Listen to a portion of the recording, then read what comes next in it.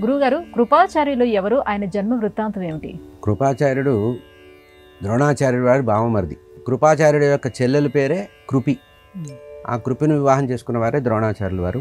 భారతంలో కనబడేటువంటి పాత్రల్లో చిరంజీవిగా కనబడేటువంటి మొదటి పాత్ర కృపాచార్యులు వారు. ఈయన ధనుర్విద్యలో చాలా గొప్పవాడు. ద్రోణాచార్యులు వారు పాండవులకి కౌరవులకి గురువు కావడానికి ముందు కృపాచార్యులు వారు గురువుగా ఉన్నారు. అంటే కురువంశానికి ప్రాథమికమైనటువంటి గురువు కృపాచార్యులు వారే. రామాయణంలో ఎట్లా అయితే వశిష్ఠ మహర్షి మొట్టమొదట గురువుగా ఉండి ఆ తర్వాత విశ్వామిత్ర మహర్షి గురువుగా వచ్చారే, అట్లాగే భారతంలో పాండవులకి కౌరవులకి బాల్యంలో విద్య నేర్పించినటువంటి వారు కృపాచార్యులు వారు. ఇతను ధనుర్విద్యలో చాలా గొప్పవాడు. ధనుర్వేదాన్ని కూలంకషంగా అధ్యయనం చేసిన వారు.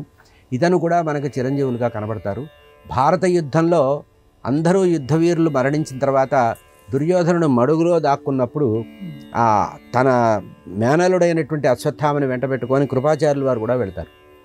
అంటే భారతంలో యుద్ధం చేసినప్పుడు యుద్ధమైన తర్వాత మిగిలిన వాళ్ళల్లో, అంటే కౌరవుల పక్షంలో యుద్ధం చేసిన వాళ్ళల్లో మిగిలిన వాళ్ళల్లో మనకి అశ్వత్థామతో పాటు వాళ్ళ మేనమామైనటువంటి కృపాచార్యులు వారు కూడా కనబడతారు.